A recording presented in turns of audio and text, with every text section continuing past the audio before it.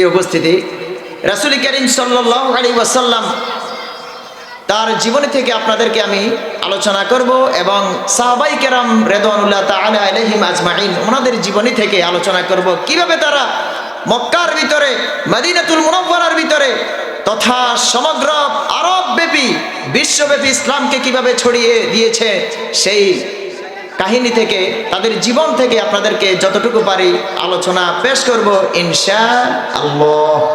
আপনারা রাজি আছেন তো ইনশাআল্লাহ? আল্লাহর নবী সাল্লাল্লাহু আলাইহি ওয়াসাল্লামের কাহিনী, সাহাবীদের কাহিনী শুনবেন তো ইনশাআল্লাহ? আল্লাহ পাক আমাদেরকে শোনার তৌফিক দান করুন। প্রিয় ভাই সব, বিশ্বনবী সাল্লাল্লাহু আলাইহি ওয়াসাল্লাম যখন মক্কার ভিতরে ইসলামকে প্রচার করছিলেন সেই সময়ের ভিতরে আল্লাহর নবীর কাছে কিন্তু একজনও আসে নাই। সর্বপ্রথম যারা প্রথম দিকে ইসলাম কবুল করেছেন আল্লাহর নবী সাল্লাল্লাহু আলাইহি ওয়াসাল্লামের তার স্ত্রী মা খাদিজাতুল কুবরা রাদিয়াল্লাহু তাআলা আনহা, এরপরে বন্ধু আবু বকর সিদ্দিক রাদিয়াল্লাহু তাআলা আনহু, এরপরে তার নিজের চাকর খাদেম যায়েদ রাদিয়াল্লাহু তাআলা আনহু, হযরতে আলী রাদিয়াল্লাহু তাআলা আনহুর মতো লোকজন, সামান্য 4-5 জন লোক বলেছিল লা ইলাহা ইল্লাল্লাহ মুহাম্মদ রাসূলুল্লাহ। এইভাবে করে তারা কালেমার স্বীকৃতি দিয়েছে।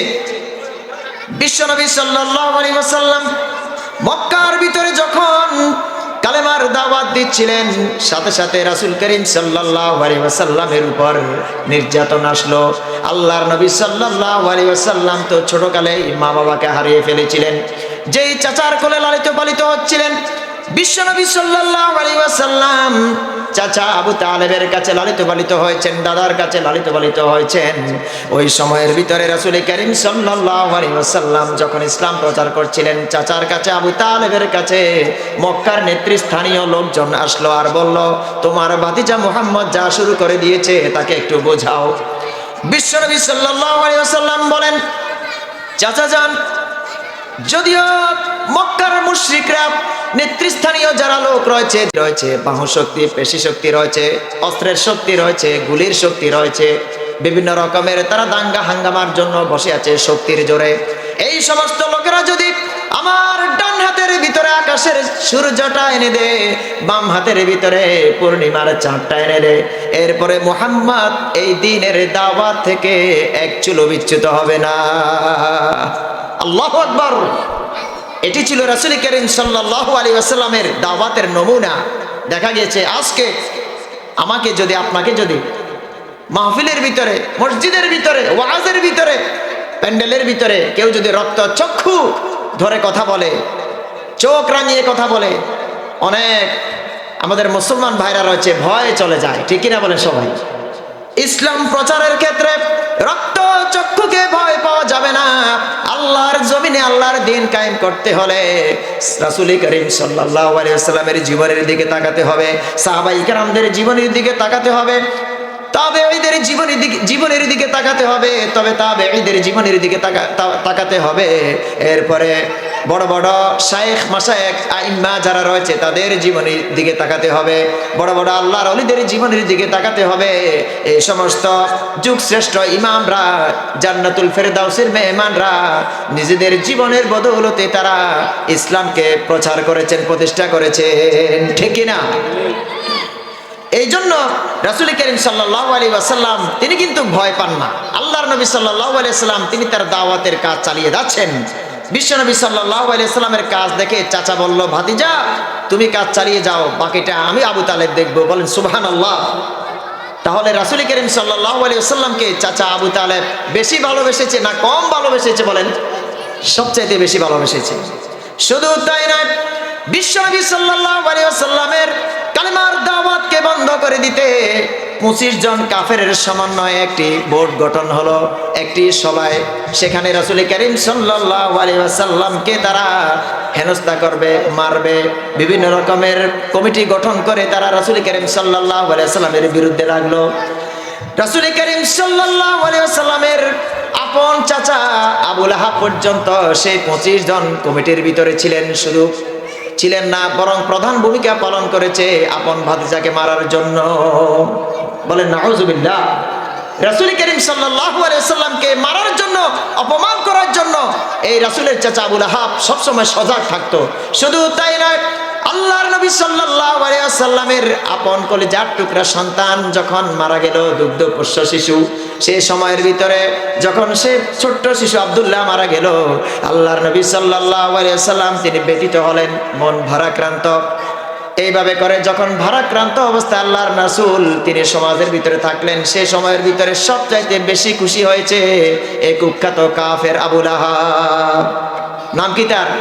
আবু লাহাব। এই আবু লাহাবের ব্যাপারে কি সূরা কি নাজিল হয় নাই? নাজিল হয়েছে। শুধু আবু লাহাবের ব্যাপারে নয়, বরং আবু লাহাবের স্ত্রী উম্মে জামিলের ব্যাপারেও কোরআন আল কারীমের আয়াত নাজিল হয়েছে। বলেন আল্লাহু আকবার। যেই সমস্ত পাপিষ্ঠরা কোরআনের বিরুদ্ধে কাজ করে, আল্লাহ রাসূলের বিরুদ্ধে কাজ করে, সাহাবীদের বিরুদ্ধে কাজ করে, ইসলাম প্রতিষ্ঠার বিরুদ্ধে কাজ করে, আল্লাহ রাব্বুল আলামিন তাদের পরিণাম সম্পর্কে কোরআন আল কারীমের ভিতরে আয়াত নাজিল করে দিয়েছেন। বলেন সুবহানাল্লাহ। আবু লাহাবের স্ত্রী উম্মে জামিল, সে রাসূল সাল্লাল্লাহু আলাইহি ওয়াসাল্লামের চলার পথে কাঁটা বিছিয়ে দিত, অর্থাৎ আল্লাহর নবী যাতে পায়ের ভিতরে কাঁটা ফুটেন এই জন্য তারা কাঁটা বিছিয়ে রাখতো। দেখেন কত বড় জালেম ছিল বিশ্বনবী সাল্লাল্লাহু আলাইহি ওয়াসাল্লাম। তার পায়ে যখন কাঁটা গাঁথতো, আল্লাহ নবী কিন্তু গজব দিতেন না, বদদুয়াও করতেন না, কারণ রাসূল সাল্লাল্লাহু আলাইহি ওয়াসাল্লাম সবসময় সর্বদা কারো উপর গজব দেন না, আযাব দেন না। শুধু একবার যদি বিশ্বনবী সাল্লাল্লাহু আলাইহি ওয়াসাল্লাম আল্লাহর কাছে ফরিয়াদ করতেন, সাথে সাথে আল্লাহ তাআলা তাদেরকে গজবের ভিতরে পতিত করতেন, ঠিক কি না? বিশ্বনবী সাল্লাল্লাহু আলাইহি ওয়াসাল্লামের ব্যাপারে আবু লাহাবের স্ত্রী উম্মে জামিল কষ্ট দিত, রাসূল সাল্লাল্লাহু আলাইহি ওয়াসাল্লামকে মানসিকভাবে পেরেশান করত, কষ্ট দিত। এই জন্য আল্লাহ রাব্বুল আলামিন এই আবু লাহাবের স্ত্রীর ব্যাপারে কোরআন আল কারীমের আয়াত নাজিল করে দিয়েছে। মক্কি জিন্দেগির ভিতরে যে সমস্ত সূরা নাজিল হয়েছে, সূরাতুল লাহাব অন্যতম সূরা। এই সূরার ভিতরে রব্বুল আলামিন বলেন ওয়ামরাআতুহু হাম্মালাতাল হাতাব, অর্থাৎ আবু লাহাবের স্ত্রীও যে ইন্ধন বহন করে, অর্থাৎ বিশ্বনবী সাল্লাল্লাহু আলাইহি ওয়াসাল্লামকে সব সময় কষ্ট দেওয়ার জন্য যে বসে থাকতো, বিশ্বনবী সাল্লাল্লাহু আলাইহি ওয়াসাল্লামকে হেনস্থা করার জন্য ষড়যন্ত্র করে, রাসূলকে মারবে, রাসূলকে অত্যাচার করবে। আবু লাহাব, তার স্ত্রী, তার সন্তানরা, আবু জেহেল, বড় বড় দুর্ধর্ষ ডাকাতরা, তারা সব সময় সজাগ থাকতো। আবু লাহাবের স্ত্রী যখন জানতে পারলো বিশ্বনবী সাল্লাল্লাহু আলাইহি ওয়াসাল্লাম তার বন্ধু আবু বকর সিদ্দিক রাদিয়াল্লাহু তাআলা আনহু সহ কাবা ঘরের পাশে তিনি বসে আছেন, ঠিক এমন সময় আবু লাহাবের স্ত্রী বলল, আজকে মুহাম্মদকে যেখানে পাবো সেখানেই মারবো, অত্যাচার করব। এই জন্য আবু লাহাবের স্ত্রী উম্মে জামিল হাতের ভিতরে পাথর নিল। আল্লাহর নবী সাল্লাল্লাহু আলাইহি ওয়াসাল্লাম রহমতের নবীর শরীরের ভিতরে আঘাত করবে, এই চিন্তা করে হাতে পাথর নিয়ে আস্তে আস্তে সামনে আগালো। যখন বিশ্বনবী সাল্লাল্লাহু আলাইহি ওয়াসাল্লামের সামনে আসলো, বন্ধু আবু বকর সিদ্দিক রাদিয়াল্লাহু তাআলা আনহুকে বলল, উম্মে জামিল বলল যে তোমার বন্ধু মুহাম্মদ কোথায় কোথায়, তাকে কেন দেখছি না? আল্লাহর নবী সাল্লাল্লাহু আলাইহি ওয়াসাল্লাম পরবর্তী সময় আবু বকর সিদ্দিক রাদিয়াল্লাহু তাআলা আনহুর কথার জবাবে বলল, যে বন্ধু আবু বকর শোনো, যে ওই আল্লাহ রাব্বুল আলামিন উম্মে জামিল থেকে আমাকে হেফাজত করেছেন। বলেন সুবহানাল্লাহ। তার চোখের ভিতরে আল্লাহ পাক এমন একটি সিস্টেম চালু করে দিলেন, তোমাকে দেখতে পেল আর মুহাম্মদকে দেখতে পেল না। বলেন সুবহানাল্লাহ। এইভাবে করে রাসূল করিম সাল্লাল্লাহু আলাইহি ওয়াসাল্লাম অনেক বড় বড় দুর্ঘটনা থেকে তিনি হেফাজত পেলেন আল্লাহ পাকের ইশারায়। কার ইশারায়? আল্লাহ পাকের ইশারায়। সুতরাং বিশ্বনবী সাল্লাল্লাহু আলাইহি ওয়াসাল্লামের উপর অত্যাচার এসেছে, ইসলাম প্রচারের কারণে আল্লাহর নবী মার খেয়েছেন, রক্তাক্ত হয়েছেন, তায়েফের জমিনে জুতা পর্যন্ত ভরে গিয়েছিল রক্তে। এরপরে মুহাম্মদ এক চুলো বিচ্যুত হন নাই। বলেন সুবহানাল্লাহ। আমার ভাইয়েরা, উম্মে জামিল রাসূল করিম সাল্লাল্লাহু আলাইহি ওয়াসাল্লামকে মুহাম্মদ বলতো না, প্রশংসিত বলতো না, কারণ রাসূল করিম সাল্লাল্লাহু আলাইহি ওয়াসাল্লাম তৎকালীন আরবের ভিতরে ছিলেন আল আমিন। কি ছিলেন? আল আমিন as-সাদিক। এই জন্য উম্মে জামিল বলতো মুজাম্মাম, অর্থাৎ মুজাম্মাম মানে হচ্ছে নিন্দিত মুহাম্মদ। বলেন নাউজুবিল্লাহ। আমার রাসূল কি নিন্দিত? অবশ্যই নয়। বিশ্বনবী সাল্লাল্লাহু আলাইহি ওয়াসাল্লামকে আল্লাহ বলেছেন ওয়া রাফা'না লাকা যিকরাক, হে রাসূল আপনার মর্যাদাকে আমি সুউচ্চ আসনে সমাসীন করব। বলেন সুবহানাল্লাহ। বিশ্বনবী সাল্লাল্লাহু আলাইহি ওয়াসাল্লাম শুধু দুনিয়ার ভিতরে নয়, আল্লাহ পাক এমন মর্যাদা তাকে দিলেন, দেখেন দুনিয়ার জীবন অতিক্রম করে আল্লাহ রাব্বুল আলামিনের কাছে নিয়ে গেলেন। বলেন সুবহানাল্লাহ। ইসরা মেরাজ করালেন, দুনিয়ার এই পথকে পাড়ি দিয়ে, 7 আসমান পাড়ি দিয়ে রব্বুল আলামিন কোরআন আল কারীমের ভিতরে আয়াত নাজিল করে দিয়েছেন ইসরা এবং মেরাজের ঘটনা। বলেন সুবহানাল্লাহ। তাহলে মর্যাদা দেওয়ার মালিক কে? বলেন সবাই, আল্লাহ রাব্বুল আলামিন। মনে রাখবেন, আপনার সাথে কেউ যদি ইসলামের জন্য শত্রুতা পোষণ করে, ইসলাম আপনি প্রচার করতেছেন, কোরআনের বাণীগুলো সুন্দর করে মানুষের সামনে উপস্থাপন করতেছেন, সাহাবীদের জীবন কাহিনী নিয়ে আপনি আলোচনা করতেছেন, এরপরে যদি বিরুদ্ধবাদী যদি কেউ যদি মুনাফিক হয় আপনার উপর আক্রমণ করে, মনে রাখবেন আপনার সাথে অন্য কেউ না থাকলেও আল্লাহ রাব্বুল আলামিন রয়েছেন। বলেন সুবহানাল্লাহ।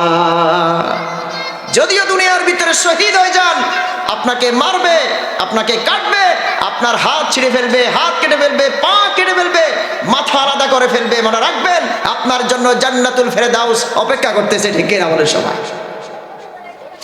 আমার ভাইয়েরা, রাসূল করিম সাল্লাল্লাহু আলাইহি ওয়াসাল্লাম এমন ভাবে ইসলাম প্রচার করেছেন, প্রতিবেশীরা রাসূলকে কষ্ট দিত।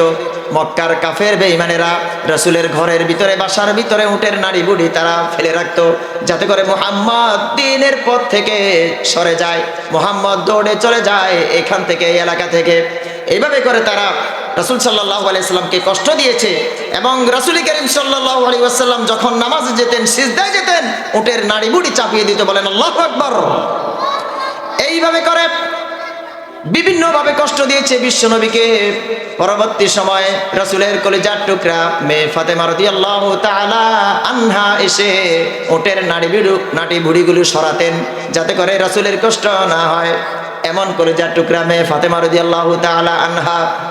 বিশ্বনবী সাল্লাল্লাহু আলাইহি ওয়াসাল্লাম তার কলিজার টুকরা স্ত্রীদেরকে ভালোবাসতেন, মেয়েদেরকে ভালোবাসতেন, শুধু তাদেরকে নয়, শিশুদেরকে পর্যন্ত আল্লাহর নবী ভালোবাসতেন। বলেন সুবহানাল্লাহ।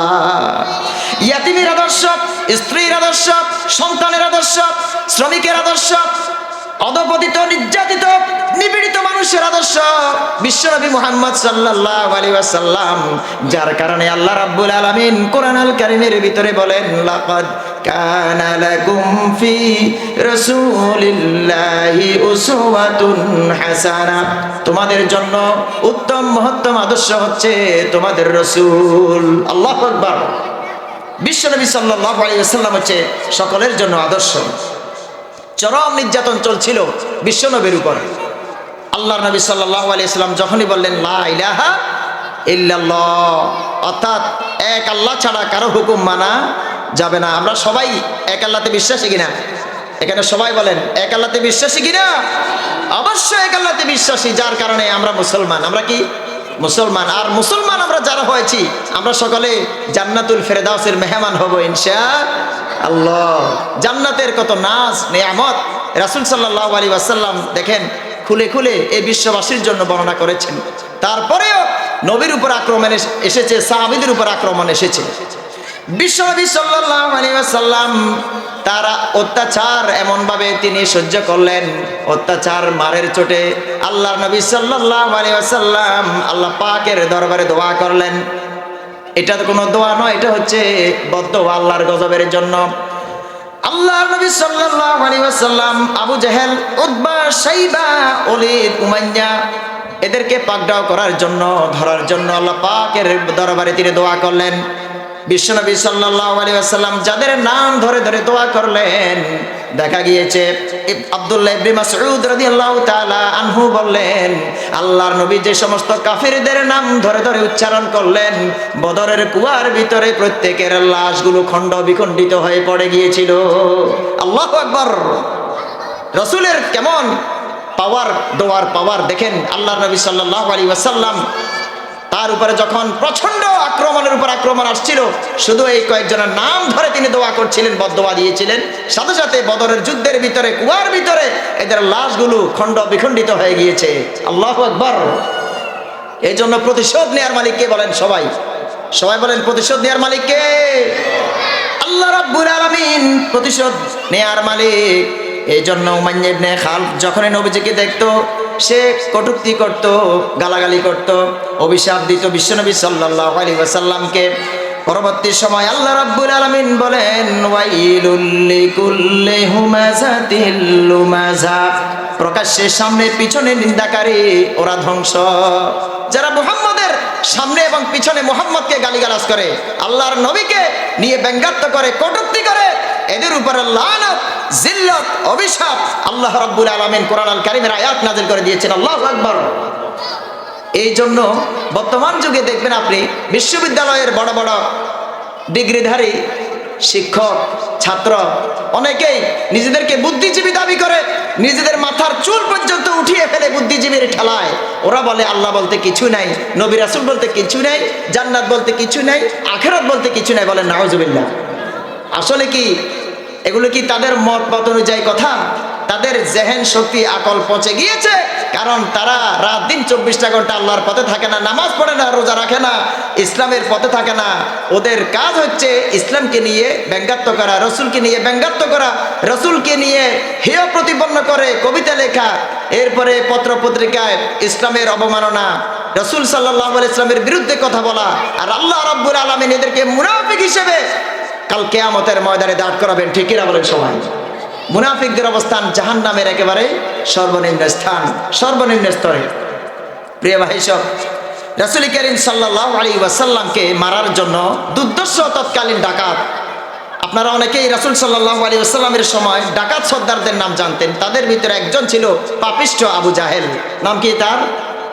আবু জাহেল। এই আবু জাহেল রাসূল সাল্লাল্লাহু আলাইহি ওয়াসাল্লামকে অনেক কষ্ট দিয়েছে, মেরেছে, রক্তাক্ত করেছে, আল্লাহর নবীর শরীরে আঘাত করেছে। এই আবু জাহেল বিশ্বনবী সাল্লাল্লাহু আলাইহি ওয়াসাল্লাম ইসলাম প্রচারকালীন সময় আল্লাহ পাকের দরবারে তিনি দোয়া করছিলেন, রব্বুল আলামিন এই ইসলামের শক্তি বৃদ্ধির জন্য এই আবু জাহেল অথবা ওমর ইবনে খাত্তাব, খাত্তাবের বেটা ওমর, এই দুইজনের একজনকে তুমি ইসলামের জন্য কবুল করে নাও।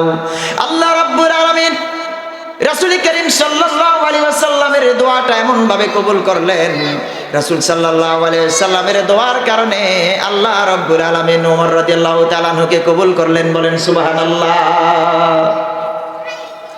ওমর ফারুক রাদিয়াল্লাহু তাআলা আনহু তিনি কি ভয় পেতেন? সবাই বলেন, তিনি কি কাউকে ভয় পেতেন?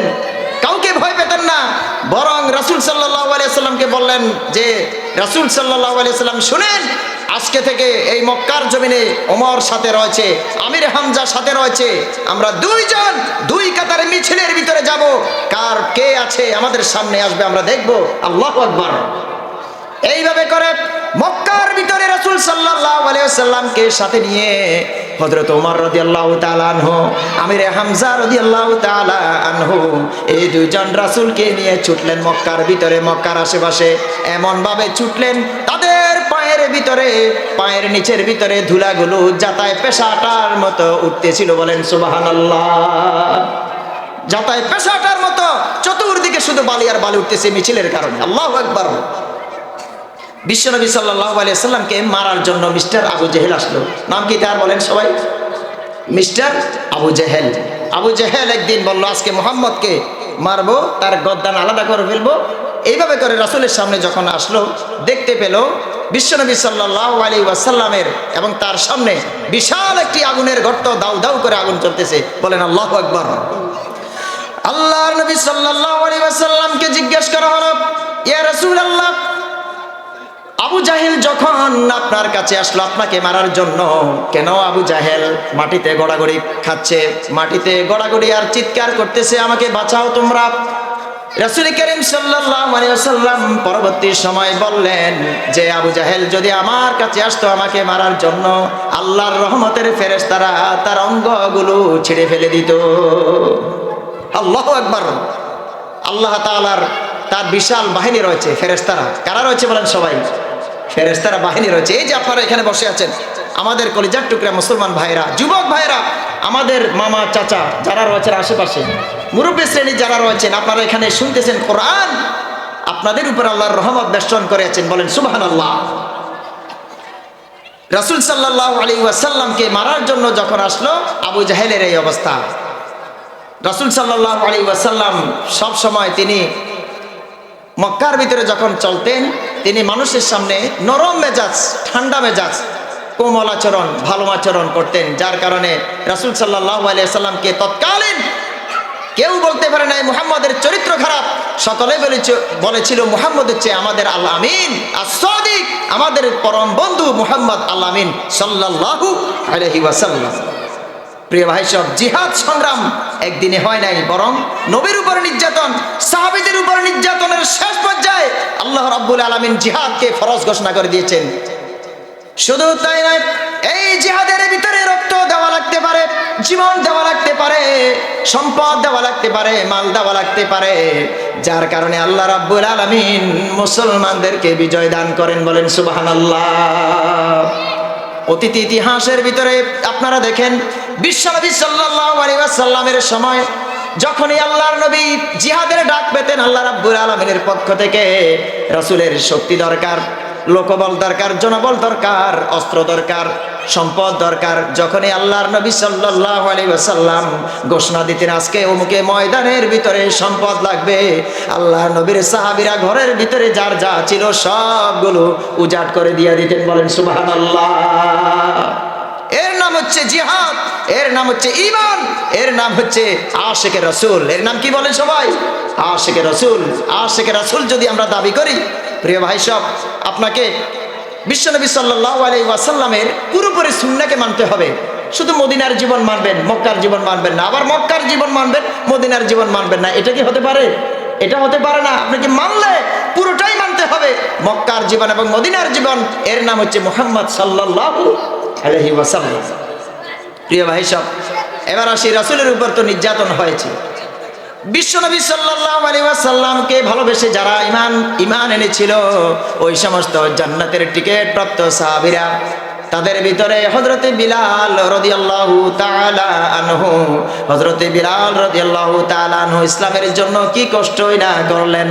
বিশ্বনবী যখন হযরতে বিলাল রাদিয়াল্লাহু তাআলা আনহুকে বায়াত গ্রহণ করালেন, কালিমার দাওয়াত তিনি গ্রহণ করলেন, সাথে সাথে তার মালিক উমাইয়া, কাফের উমাইয়া হযরতে বিলালের উপরে আক্রমণ শুরু করে দিল। শুধু তাই নয়, বালকদের কাছে হযরতে বিলাল রাদিয়াল্লাহু তাআলা আনহুকে তুলে দিত। বালকরা চতুর্দিকে বিলাল রাদিয়াল্লাহু তাআলা আনহুকে অত্যাচার করত। এরপরে বিলাল রাদিয়াল্লাহু তাআলা আনহুকে দুপুরের রোদে বালির উপরে চিৎ করে শুয়ে রাখা হতো। এরপরে তাকে প্রচন্ডভাবে মার নির্যাতন শুরু করে দিত। এরপরে হযরতে বিলাল রাদিয়াল্লাহু তাআলা আনহু এক আঙ্গুল আকাশের দিকে উঁচু করে বলতেন, আহাদ আহাদ লা ইলাহা ইল্লাল্লাহ, লা ইলাহা ইল্লাল্লাহ, লা ইলাহা ইল্লাল্লাহ। এইভাবে করে হযরতে বিলাল রাদিয়াল্লাহু তাআলা আনহুকে নির্যাতন করা হলো। এরপরেও বিলাল রাদিয়াল্লাহু তাআলা আনহু ইসলামকে ছাড়েন নাই, আল্লাহকে ছাড়েন নাই, রাসূলকে ছাড়েন নাই। হযরতে আবু বকর সিদ্দিক রাদিয়াল্লাহু তাআলা আনহু হযরতে বিলালের পাশ দিয়ে যখন যাচ্ছিলেন, কষ্ট পেলেন, দুঃখে ভরা, আহারে রাসূলের সাহাবীদেরকে নির্যাতন করা হচ্ছে। এই জন্য হযরত আবু বকর রাদিয়াল্লাহু তাআলা আনহু নিজের টাকা খরচ করে হযরতে বিলাল রাদিয়াল্লাহু তাআলা আনহুকে কিনে মুক্ত করে দেন। বলেন সুবহানাল্লাহ। এইভাবে করে ইসলামের প্রচারের ক্ষেত্রে নবীর ত্যাগ, সাহাবীদের ত্যাগ, তাবেঈদের ত্যাগ, তবে তাবেঈদের ত্যাগ, আল্লাহর ওলিদের ত্যাগ। আপনারা মনে করেছেন বড় বড় আল্লাহর ওলিরা এই পৃথিবীর বুকে বিভিন্ন জায়গায় ছড়িয়ে ছিটিয়ে আছে, কবরের ভিতরে শুয়ে আছে, ওনারা জিহাদ করেন নাই, সংগ্রাম করেন নাই? আপনারা মনে করেছেন কি সেটা? কখনোই নয়। আল্লাহ রাব্বুল আলামিন কোরআন আল কারীমের ভিতরে জিহাদের অনেক অগণিত আয়াত নাজিল করে দিয়েছেন। তোমরা কি মনে করেছো এমনি এমনি বেহেশতে চলে যাবা? আমি অতীতের লোকদেরকে পরীক্ষা করেছি, তোমাদেরকেও আমি পরীক্ষা করব। এমন বিপদ এসেছিল, নবী এবং সাহাবীদের উপরে এমন বিপদ আক্রমণ এসেছিল, তারা আল্লাহর কাছে ফরিয়াদ করে বলেছিল, মাতা নাসরুল্লাহ। আল্লাহ রাব্বুল আলামিনের কাছে ফরিয়াদ করে বলল, আল্লাহ রাব্বুল আলামিন তোমার সাহায্য কখন আসবে? জবাবে রব্বুল আলামিন ওই সমস্ত নির্যাতিত সাহাবীদের কথার জবাবে বলল, আলা ইন্না নাসরাল্লাহি করিব। অবশ্যই অবশ্যই জেনে রেখো আমার সাহায্য তোমাদের নিকটবর্তী। বলেন আল্লাহু আকবার। সুতরাং কার উপরে ভরসা করতে হবে বলেন সবাই? সবাই বলেন কার উপরে ভরসা করতে হবে? আল্লাহ রাব্বুল আলামিনের উপরে ভরসা করতে হবে। ইয়াসির রাদিয়াল্লাহু তাআলা আনহুর পরিবারের উপরে কত নিষ্ঠুর নির্যাতন চালাচ্ছিল কাফের বেঈমানেরা। আম্মার রাদিয়াল্লাহু তাআলা আনহুর ছেলে স্ত্রী সুমাইয়া রাদিয়াল্লাহু তাআলা আনহা এইভাবে করে এই তিন জনকে এমন মার দিয়েছিল কাফের বেঈমানেরা। বিশ্বনবী সাল্লাল্লাহু আলাইহি ওয়াসাল্লাম দেখলেন এই পরিবারটির উপরে ঈমান আনার কারণে নির্যাতন করা হচ্ছে।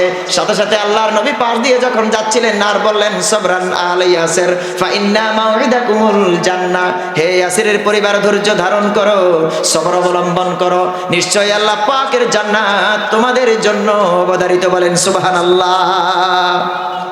যারা সবরকারী, বিপদে আপদে সবসময় ধৈর্যশীল, মানুষই আপনাকে অপবাদ দিবে, মিথ্যা বলবে, মিথ্যা রটনা করবে আপনার উপরে, এরপরে দিনের পথে তাওয়াক্কুল করে কার উপরে ভরসা করতে হবে বলেন সবাই? আল্লাহর উপরে ভরসা করতে হবে। যে আল্লাহর উপরে ভরসা করে আল্লাহ পাক তার সাথী হয় যান ইনশাআল্লাহ। প্রিয় ভাই সব, দুনিয়ার মানুষ কয় বছর বাঁচে? 60 বছর, 70 বছর, 80 বছর। এটা আমার চাচা রয়েছে এখানে, ওনার একটা বয়স হয়েছে, আমরা তো এখন যুবক, আমার ভাই রয়েছে এখানে যুবক। এইভাবে করে অনেক লোক রয়েছে, যুবক পার হয়ে আমরা বৃদ্ধতে এসেছি, ঠিক কিনা বলেন সবাই? এখানে অনেকজন রয়েছে, শিশু, কিশোর, তরুণ, যুবক, চাচা, মামা, আপনারা অনেকেই রয়েছেন। দেখেন মানুষ কয় বছর বাঁচে, এই বছরগুলোতে যদি আমি ইসলামের পক্ষে থাকি, অন্তত 5 ওয়াক্ত সালাত আদায় করি, আপনার সাধ্য অনুযায়ী তাহাজ্জুদের সালাত আদায় করে, সালাতুল হাজাত আপনি সালাত আদায় করেন, বিভিন্ন সুন্নাত নামাজ 2 রাকাত বিভিন্ন সময় আপনি আদায় করেন, মানুষকে ভালো পথ দেখান, আল্লাহ পাক অবশ্যই জান্নাতুল ফেরদাউসের কোনো একটা জায়গা আপনার জন্য জায়গা করে দিবেন ইনশাআল্লাহ। অল্প আমল নাজাতের জন্য যথেষ্ট। প্রিয় ভাই সব, রাসূল কারীম সাল্লাল্লাহু আলাইহি ওয়াসাল্লাম তার কলিজার টুকরা সাহাবীদের উপর নির্যাতন দেখে তিনি জান্নাতের সুসংবাদ দিচ্ছেন। জান্নাতের সুসংবাদ দেওয়ার কারণে অসংখ্য সাহাবীরা তারা সান্ত্বনা পেয়ে তারা ইসলামের উপরে, ঈমানের উপরে, নবীর উপরে বিশ্বাস রেখে তারা তাদের মৃত্যু পর্যন্ত, শ্বাস যাওয়া পর্যন্ত তারা ইসলামের পথে ইস্তেকামত থেকেছেন, অবিচল থেকেছেন, যার বদৌলতে আল্লাহ পাক তাদেরকে জান্নাতুল ফেরদাউসের সুসংবাদ দিয়েছেন। বলেন সুবহানাল্লাহ। অত্যাচারের পর ইয়াসির রাদিয়াল্লাহু তাআলা ইন্তেকাল করলেন। ওনার স্ত্রী আনহা তার লজ্জাস্থানের ভিতরে এই মিস্টার আবু জেহেল কুখ্যাত ডাকাত বর্ষা নিক্ষেপ করে দুনিয়া থেকে বিদায় করে দিয়েছেন। শুধু তাই না, আম্মার রাদিয়াল্লাহু তাআলা তাদের ছেলে কলিজার টুকরা সন্তানের উপরে আসে অসংখ্য নির্যাতন। এই আম্মার রাদিয়াল্লাহু তাআলা আনহু কাঁদতে কাঁদতে রাসূল কারীম সাল্লাল্লাহু আলাইহি ওয়াসাল্লামের দরবারে এসে হাজির হন। আল্লাহ রাব্বুল আলামিনের নবীর কাছে বলেন, ইয়া রাসূলুল্লাহ, অত্যাচারে জর্জরিত হয়ে গেলাম, মার খেতে খেতে শেষ হয়ে যাচ্ছি। আল্লাহ পাক কোরআন আল কারীমের আয়াত নাজিল করে দিয়েছেন রাসূলের উপরে। যখন আম্মার রাদিয়াল্লাহু তাআলা আনহু রাসূলের কাছে কান্না করতে করতে আসলো, আল্লাহ পাক কোরআন আল কারীমের ভিতরে বলেন, কেউ ঈমান আনার পর আল্লাহকে অস্বীকার করলে এবং কুফরের জন্য হৃদয় উন্মুক্ত রাখলে তার উপরে আল্লাহর অভিশাপ পড়বে এবং শাস্তি আসবে। বলেন নাউযুবিল্লাহ। তাহলে আমরা কি কুফরের দিকে ফিরে যাব? না, আমরা ঈমানের দিকে থাকবো। একটি হচ্ছে ঈমান, আরেকটি হচ্ছে কুফর। ঈমান মানে হচ্ছে জান্নাতের পথ, আর কুফর মানে হচ্ছে মুনাফিকের পথ, কাফেরের পথ, জাহান্নামের পথ, ঠিক কিনা? আমরা সকলেই মুনাফিকের রোগ ত্যাগ করে, আমি এবং আপনারা এখানে যারাই রয়েছেন, মুনাফিকের রোগ ত্যাগ করে আমরা ঈমানের পক্ষে থাকবো তো ইনশাআল্লাহ। প্রিয় ভাই সব, এইভাবে করে সাহাবীরা এমন ইসলাম বুঝেছেন, এমন দিন বুঝেছেন, এমন নবীকে বুঝেছেন, এমন আল্লাহকে চিনতে পেরেছেন, যার জন্য তারা কঠিনভাবে সংগ্রাম করে, নির্যাতিত হয়ে, নিষ্পেষিত হয়ে জিহাদ করেছেন। আর যারা শহীদ হয়েছেন তাদের কথা আল্লাহ রাব্বুল আলামিন কোরআন আল কারীমের ভিতরে বলে দিয়েছেন। বলেন সুবহানাল্লাহ। এই জন্য এরাই হচ্ছে আশিকে রাসূল। আশিকে রাসূল হচ্ছে যারা কোরআনের আইন প্রতিষ্ঠার জন্য যারা কাজ করে। কোরআনকে আপনি মসজিদের ভিতরে প্রতিষ্ঠা করবেন, সমাজের ভিতরে প্রতিষ্ঠা করবেন, দেশের ভিতরে প্রতিষ্ঠা করবেন, সর্বত্র সব জায়গায় আপনি কোরআন দিয়ে বিচার ফয়সালা করবেন, তাহলে আপনি হবেন জান্নাতুল ফেরদাউসের মেহমান, ঠিক কিনা? আর যদি কোরআন অনুযায়ী আপনি যদি বিচার ফয়সালা না করেন, আপনি জালেম। কোরআন অনুযায়ী যদি আপনি বিচার ফয়সালা না করেন, আইন না মানেন, তাহলে আপনি মুনাফিক হবেন, আপনি কাফের হবেন। আমার কথা নয়, আল্লাহ রাব্বুল আলামিন কোরআন আল কারীমের ভিতরে আয়াত নাজিল করে দিয়েছেন, যারা কোরআন অনুযায়ী বিচার করে না, কোরআন অনুযায়ী ফয়সালা করে না, ওদেরকে আল্লাহ রাব্বুল আলামিন এই নামগুলো দিয়ে আখ্যায়িত করেছেন। সুতরাং আমরা মুনাফিক হব না, জালিম হব না, কাফের হব না, আমরা মুসলমান হব। আমরা কি হব? মুসলমান হব। এই মুসলমান হওয়ার জন্যই আল্লাহ রাব্বুল আলামিন আমাদেরকে নির্দেশ দিয়েছেন, কোরআনের আয়াত নাজিল করে দিয়ে বলেন সুবহানাল্লাহ। প্রিয় ভাই সব, এই জন্য মুসলমান হলে আপনাকে বন্দী হতে হবে, আপনাকে হিজরত করতে হবে, ফাঁসির মঞ্চে গিয়ে আপনি বলতে হবে আল্লাহ এক, আল্লাহ ছাড়া আর কাউকে আমি ভয় করি না। ঠিক কি না? শুধু তাই না, এই ইসলাম প্রচারের কারণে, কোরআনের রাজ কায়েমের জন্য আপনাকে ধরে ফাঁসির মঞ্চে গিয়ে যখন দড়ি পরানো হবে, আপনি যদি বলেন আমাকে প্রাণ ভিক্ষা দাও, আমি তোমাদের কাছে ঈমান বিক্রি করে দিলাম, তাহলে আল্লাহর লানত অভিশাপ তার উপরে পড়বে। আর যে ব্যক্তি ফাঁসির মঞ্চে গিয়ে যদি বলে আমি মানুষ, আমি তো মৃত্যুবরণ করব, আমি আল্লাহর উপরে বিশ্বাস করি, আমি আমার রাসূলকে বিশ্বাস করি, ইসলাম অনুযায়ী আমি চলার চেষ্টা করেছি, সুতরাং আমাকে মারো, আমাকে কাটো, আমাকে ফাঁসি দাও, বন্দী করো, কোনো সমস্যা নেই আমার জন্য, আল্লাহ রাব্বুল আলামিন যথেষ্ট। ঠিক কি না? এই জন্য মুসলমান কাউকে ভয় করে না। মুসলিম আমি সংগ্রামী, আমি চিররণবীর, আল্লাহকে ছাড়া কাউকে মানি না, নারায়ে তাকবীর, নারায়ে তাকবীর। সবাই বলেন নারায়ে তাকবীর, নারায়ে তাকবীর। আল্লাহু আকবার। এই আল্লাহু আকবার, আল্লাহ বড়ত্ব সাহাবীরা বলেছিলেন, আমরা বলি না। কারা বলেছিল? সাহাবীরা বলেছে। সুতরাং সাহাবীদেরকে ফলো আমরা করবো ইনশাআল্লাহ। কঠিন নির্যাতনের সময় ওই সমস্ত সাহাবীরা আকাশের দিকে আঙ্গুল উঁচু করে বলেছিল আল্লাহু আকবার, লা ইলাহা ইল্লাল্লাহ, এক আল্লাহ ছাড়া আর কারো হুকুম মানি না, আইন মানি না। এইভাবে করে সাহাবীরা আঙ্গুল উঁচু করে দিয়েছিল। ইসলামের পতাকা পথ পথ করে উড়িয়েছিল সেই যুগের, সোনালী যুগের সাহাবায়ে কেরাম রিদওয়ানুল্লাহ তাআলা আলাইহিম আজমাইন। আমরাও তাদেরকে ফলো করব। এই জন্য কোরআনকে প্রতিষ্ঠা করতে হলে নবীকে অনুসরণ করতে হবে, সাহাবীদেরকে অনুসরণ করতে হবে। নবী এবং সাহাবীরা হচ্ছে আমাদের মডেল, আদর্শ। ঠিক কিনা বলেন সবাই? রাসূল করিম সাল্লাল্লাহু আলাইহি ওয়াসাল্লাম বলেছেন যে সুম্মাল্লাযীনা ইয়ালুনাহুম সুম্মাল্লাযীনা ইয়ালুনাহুম পর্যন্ত। কোন পর্যন্ত? যে আমার যুগ সর্বশ্রেষ্ঠ, এরপর সাহাবীদের যুগ, এরপরে তাবেঈদের যুগ। বলেন সুবহানাল্লাহ। তাদেরকে অনুকরণ যারাই করবে, তারা এই পৃথিবীর বুকে সম্মানের সাথে মাথা উঁচু করে দাঁড়াবে। পৃথিবীর কোনো শক্তি নাই তাদেরকে বেইজ্জতি করতে পারে। ঠিক কিনা বলে সবাই? রে ভাই সব, রাসূল করিম সাল্লাল্লাহু আলাইহি ওয়াসাল্লাম তিনি যখন আবার ইসলামকে প্রচার করেছিলেন, কষ্ট তো দিত, রাসূলকে নিয়ে উপহাস করত, বলতো রাসূল জাদুকর। আসলে কি রাসূল কি জাদুকর? কখনোই না। রাসূলকে গণক বলতো, রাসূলকে পাগল বলে উপহাস করত। রাসূল সাল্লাল্লাহু আলাইহি ওয়াসাল্লামকে বিভিন্ন রকমের অপবাদ দিয়ে তারা সমাজে হেয় করার চেষ্টা চালাচ্ছিল। এরপরে রাসূল সাল্লাল্লাহু আলাইহি ওয়াসাল্লাম তিনি যখন তায়েফের ময়দানে দাওয়াত দিতে গেলেন, বিশ্বনবীর উপরে যে মাঠটা আসলো, রাসূল করিম সাল্লাল্লাহু আলাইহি ওয়াসাল্লাম উহুদের ময়দানে তিনি কত কষ্ট সহ্য করেছেন, রক্তাক্ত হয়েছেন, তা ঠিক আছে। মা আয়েশা সিদ্দিকা রাদিয়াল্লাহু তাআলা আনহা বললেন, ইয়া রাসূলুল্লাহ, আপনার জীবনে, মুহাম্মাদের জীবনে কি উহুদের চাইতে কি কোনো কষ্ট আপনার মনের ভিতরে আছে নাকি? আল্লাহর নবী বললেন, আয়েশা রে, মুহাম্মাদের জীবনে তুমি মনে করেছো উহুদের কষ্ট আমার অন্তরের ভিতরে আছে, শুনে রাখো, তায়েফের ময়দান থেকে মুহাম্মদ যে রক্তাক্ত হয়েছে ওই কষ্টটা আর কখনো কোনো দিন হয় নাই। আল্লাহু আকবার। তায়েফের ময়দানে যে কষ্ট রাসূল করেছেন, বিশ্বনবী করেছেন, তাম পৃথিবীর মানুষ যদি কলেজা সুদ্ধা বিলিয়ে দেয়, জান দিয়া দেয়, সাহাবীদের ইসলাম প্রচারের পায়ের ধুলার একটা বালিকণা পরিমাণও হবে না। ঠিক কিনা বলেন সবাই? কারণ সাহাবীদের উপরে, নবীর উপরে আল্লাহ পাক আয়াত নাজিল করে দিয়েছেন, সাহাবীদের উপর আয়াত নাজিল করে দিয়েছেন যে আল্লাহ এবং তার রাসূল সাহাবীদের উপর সন্তুষ্ট, আর সাহাবীরা আল্লাহ এবং তার রাসূলের উপর সন্তুষ্ট। বলেন আল্লাহু আকবার।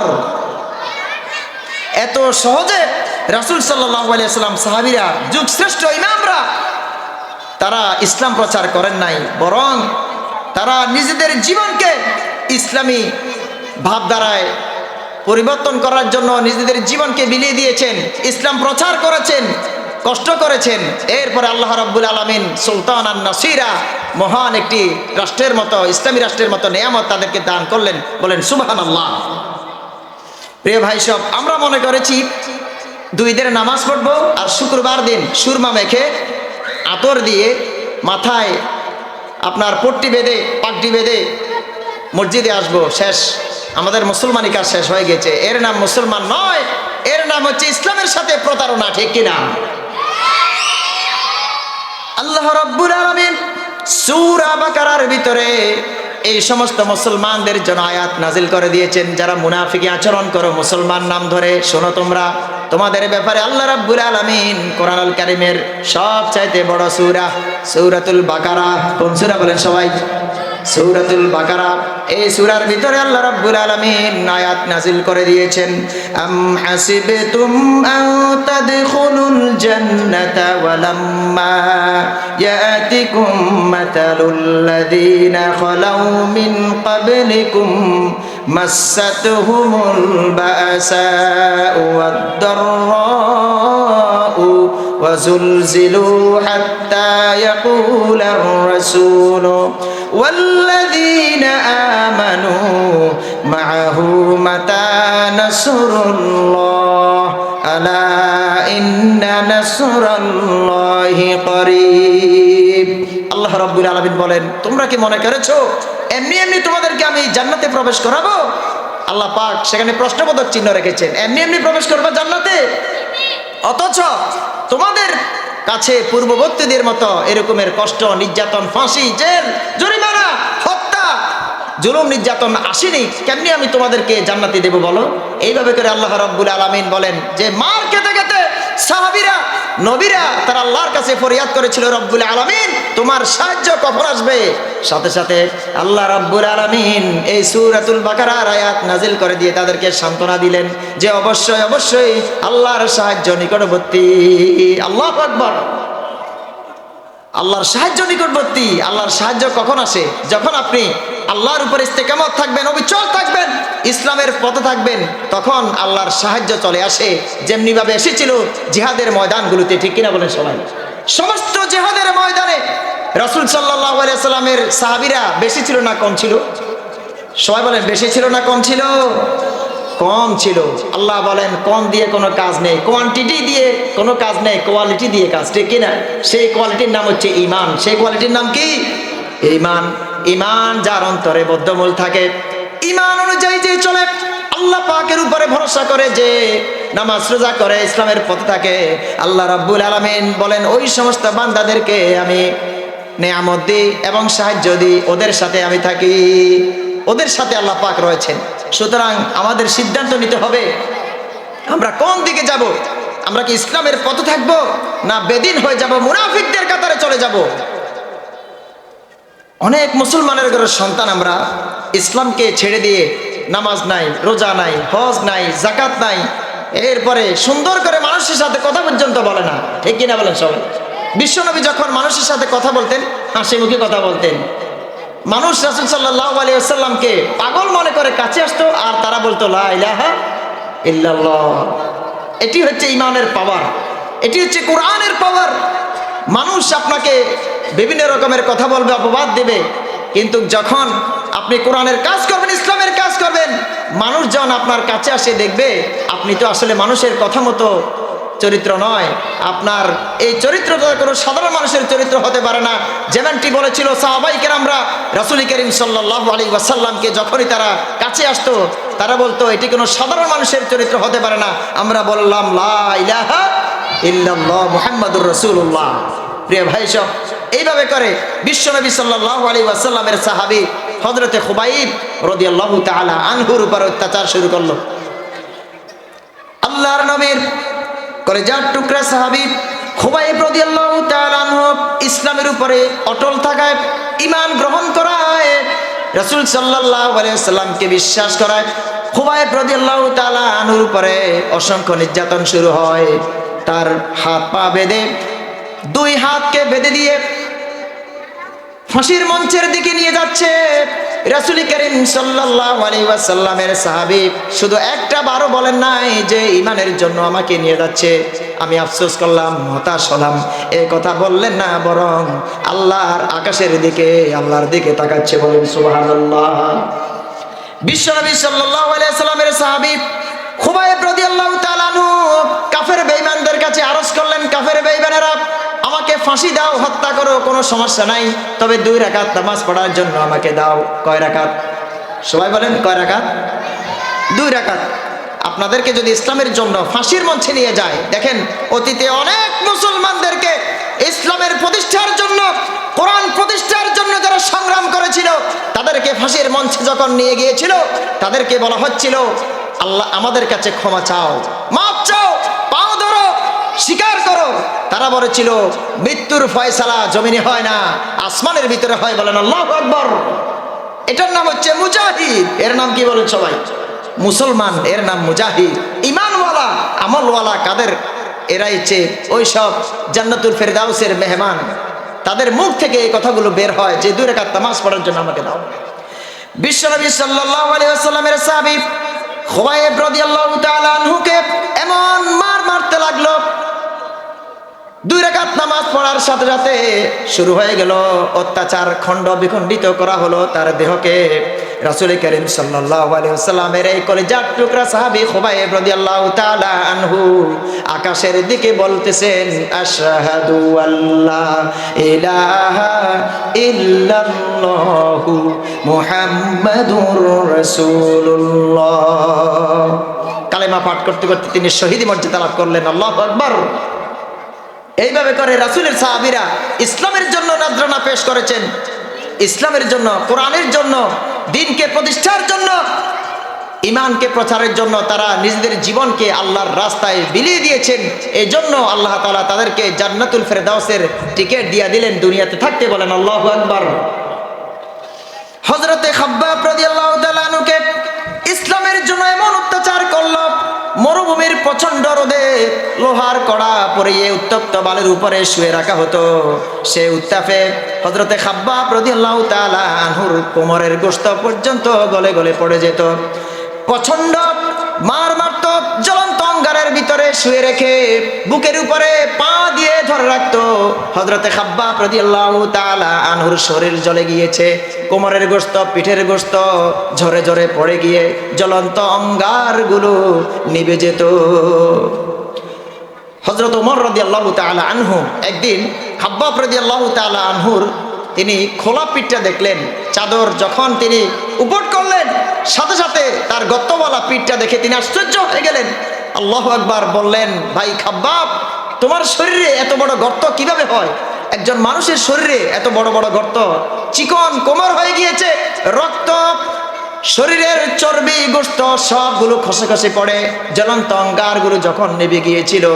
এইভাবে করে কষ্ট স্বীকার করে হযরতে খাব্বাব রাদিয়াল্লাহু তাআলা আনহু হযরতে ওমর ফারুক রাদিয়াল্লাহু তাআলা আনহুকে বললেন, ভাই ওমর শোনো, ইসলাম কবুলের করার জন্য, ঈমান আনার জন্য আমি খাব্বাবকে যে কষ্ট নির্যাতন দিয়েছে কাফের বেঈমানেরা, এই সমস্ত কাফের বেঈমানদের কারণে আজকে আমার কোমরের দশা, পিঠের এই দশা।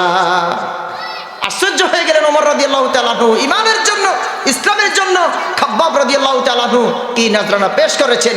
আর আমরা হচ্ছে এই যুগের মুসলমান, সামান্য একটু বোম ফুটলে, বাজে ফুটলে দৌড়ে শেষ, ঠিক কিনা? সামান্য একটু বাজে ফুটলে হায় হায় আমার ইসলামের দরকার নাই, ঠিক কিনা বলেন সবাই? সবাই মনে রাখেন, বিশ্বব্যাপী মুসলমানদেরকে সন্ত্রাসী বানানো হচ্ছে। আসলে সন্ত্রাস হচ্ছে ইহুদের বাচ্চারা, ঠিক কিনা বলেন সবাই? কাফের বেঈমানের বাচ্চারা সন্ত্রাসী। বিশ্বের সমস্ত দেশে দেশে মুসলমানদেরকে হত্যা করা হচ্ছে, অপবাদ দেওয়া হচ্ছে, মুসলমানদেরকে জেলবন্দি করে নির্যাতন করা হচ্ছে। নারী, পুরুষ, শিশু পর্যন্ত রেহাই পাচ্ছে না তাদের নির্যাতন থেকে, ঠিক কিনা বলেন সবাই? চেচনিয়ার মুসলমানদেরকে হত্যা করা হচ্ছে, মায়ানমারের মুসলমানদেরকে জবাই করা হচ্ছে, চাইনার মুসলমানদেরকে নির্যাতন করা হচ্ছে, ফিলিস্তিনের মুসলমানদেরকে ধরে ধরে কষ্ট দেওয়া হচ্ছে, নির্যাতন করা হচ্ছে, কাটা হচ্ছে, জবাই করা হচ্ছে। শিশুরা পর্যন্ত রেহাই পাচ্ছে না। আল্লাহ রাব্বুল আলামিনের দরবারে তখন কোরআনের আয়াত মনে পড়ে গেল তাদের। যে আল্লাহ রাব্বুল আলামিন এই জালেমের জনপদ থেকে আমাদেরকে তুমি মুক্ত করে দাও। কেউ কি আছো তোমরা? বিশ্বের যত বড় বড় প্রেসিডেন্ট রয়েছে, মুসলমান নেতা রয়েছে, লিডার রয়েছে, নামে মাত্র মুসলমান হয় কোনো লাভ নেই। মুসলমানের বেটা হতে হলে আপনি একজনই যথেষ্ট। মাঝে মধ্যে আমাদের হুঙ্কার দেয় তুরস্কের প্রেসিডেন্ট, ঠিক কিনা বলেন সবাই? এরপর আরো কয়েকটা দেশের প্রেসিডেন্ট রয়েছে, শুধুমাত্র দু একটা প্রেসিডেন্ট মুসলমানদের জন্য কথা বলে, বাকি সমস্ত মুসলমান রাষ্ট্রপ্রধানরা মুখে তালা লাগিয়ে বসে আছে, ঠিক কিনা বলেন সবাই? আল্লাহ রাব্বুল আলামিন তাদেরকে তাদের দিলের ভিতরে জিহাদি তামান্না আকাঙ্ক্ষা পোষণ করার তৌফিক দান করুন, সবাই বলেন আমিন।